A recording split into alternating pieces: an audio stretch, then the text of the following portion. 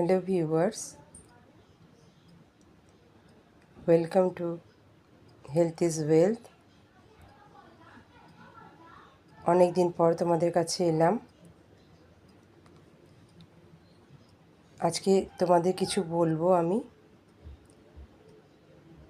আমি যখন weight loss journey শুরু করি, আমি সকালবেলায় উঠে গরম জল 1.5 গ্লাস, তার মধ্যে একটা পাতিলেবুর রস নিংড়ে চিপে দিয়ে আমি খেতাম। তারপর আরও 3 গ্লাস জল, মানে 4.5 গ্লাস জল আমি সকালবেলায় খেতাম। তারপর ইন্টারমিডিয়েন্ট ফাস্টিং তো আমি করতাম 16 ঘন্টা, 16:8, এবং আমার ইটিং উইন্ডো ছিল 8 ঘন্টা। তারপর